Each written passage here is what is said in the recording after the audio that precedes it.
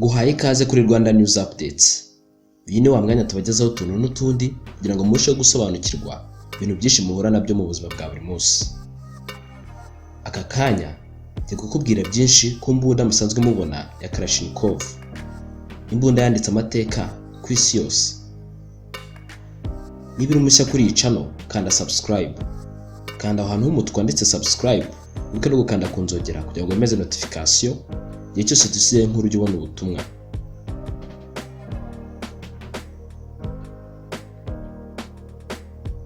Ntushobora kuvuga mu buryo bworoshye impamvu y'imbunda ya AK-47 yakunzwe cyane.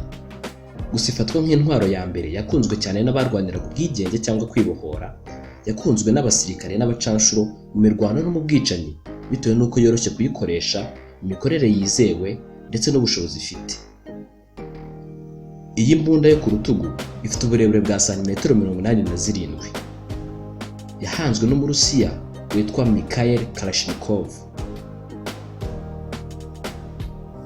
Imbunda ya mbere ikaba yarakozwe mu 1947. Kugeza ubu izibarirwa muri miliyoni 100 zikaba zimaze gukorwa.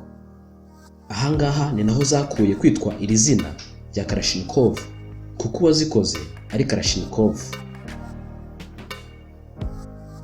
Kalashnikov yigeze gutangaza ko gukora iyi mbunda yabitewe n'intambara ya kabiri y'isi yose. Yarabonye ko yangije byinshi, bityo yifuza guhita ahanga intwaro yoroshye gukoresha kandi izafasha mu kurinda ubusugire bw'igihugu cye cy'Uburusiya. Mu 1949, AK-47 yabaye intwaro yo kugaba ibitero yifashishwaga cyane n'igisirikare cy'Abasoviyete. Gusa nyuma yaje kwemererwa n'ibindi bihugu nyuma y'amasezerano ya Warsaw. Bituma ikwirakwira ku isi yose, ibi ikimenyetso cy'impinduramatwara cyane cyane mu bihugu nka Vietnam, Afghanistan, Colombia ndetse na Mozambique. Imbunda ya Kalashnikov ntihenze kuyikora. Ni ngufi, itwarika neza, iroroshye kuyikoresha kandi ntigorana mu kuyirashisha. Ikindi kandi ntabwo isaba gutunganywa cyane kandi ikora ahantu hose. Muri 2007, Kalashnikov yasingije cyane iyi mbunda ye avuga ko irenze ya M16 y'Abanyamerika byenda kumera kimwe.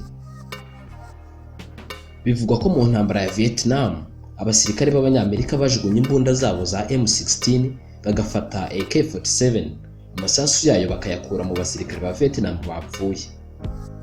Iyi mpamvu niyo yatumye uyu mugabo Kalashnikov asingiza iyi mbunda ye cyane, dore ko abasirikare b'Abanyamerika banayikoresheje muri Iraq. Imbunda ya AK-47 ishobora kugurwa $50 no munsi yayo, cyane cyane muri Afurika. Umuvuduko w'isasu riva mu munwa wa AK-47 uba uri kuri metero 700 ku isegonda. Impuzandengo yo kurasa mu munota umwe ishobora kurasa amasasu 600 kandi ishobora gukora mu buryo bwihuse cyangwa ubwihuse igice bita semi-automatique. AK-47 Kalashnikov yubatswe mu bishushanyo bibiri. Ibice bimwe byayo bikoze mu giti, naho ibindi bikaba bikoze mu cyuma. Iyi mbunda ifite igice twakwita nk'ububiko cyangwa agasanduku kagenewe kujyamo amasasu. Gafite ubushobozi bwo kujyamo amasasu agera kuri 30 yose. Hari kandi igice gituma ugiye kurasa ahitamo niba akoresha uburyo bwihuse bwa automatique cyangwa se ubwihuse gake bwa semi-automatique. Ikindi gice ifite ni imbarutso.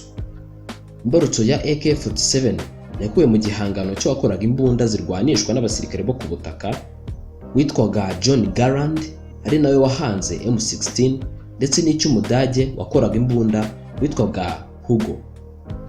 Mu bindi bice by'imbunda twavuga hari igice twakwita inyakira cyangwa se receiver. Iki ni igice gikomeye cyane.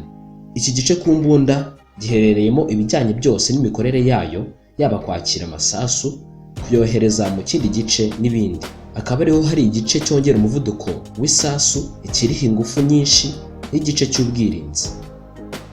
Ikindi wamenya kuri imbunda ya AK-47 ni uko isasu rijyamo rigomba kuba ripima santimetero 7.62 kuri 39.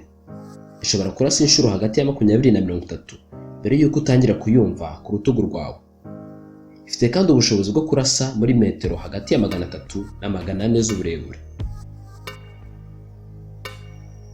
Iyi mbunda itwarika ku buryo bworoshye kuko ipima ibiro 3.47 igihe nta masasu arimo. Mu gihe yuzuye amasasu iba ipima ibiro 4.78. Naho igice cyayo kinwamo isasu mbere yo kurekurwa gipima uburebure bwa santimetero 40.6. Iyi mbunda ya Kalashnikov nk'uko nabikubwiye ni imwe mu mbunda zikoreshwa cyane kuri iyi si ya rurema, aho izibarirwa kuri miliyoni 72 ziri hirya no hino mu bihugu bibarirwa mu ijana byose. Icyo bayikundira cyane ni ukuba yihanganira ibihe byose, yaba ibibi n'ibyiza, nk'ibihe by'imvura, izuba ryinshi, ubukonje bukabije n'ibindi. Dusubiye mu mateka gatoya, amateka yerekana ko ibisasu bya kirimbuzi Amerika yateye i Hiroshima na Nagasaki mu 1945 bibarwa ko byahitanye abagera ku 200,000. Ariko imbunda ya Kalashnikov bivugwa ko ariyo imaze kwica abantu benshi kuko yahitanye ababarirwa muri za miliyoni nyinshi hirya no hino ku isi. Ngayo nguko rero ibijyanye n'iyi mbunda ya Kalashnikov. Ese hari byinshi waba uzi kuri iyi mbunda utumvisha hano? Bitwandikira ngo muri comment. Ese hari ikintu wifuza ko twazagushakira tukakubwiraho byinshi kuri cyo? Kitwandikira ngo muri comment, tuzagusubiza bidatinze. Kwibutsa ko iyi ngiyi ari Rwanda News Updates.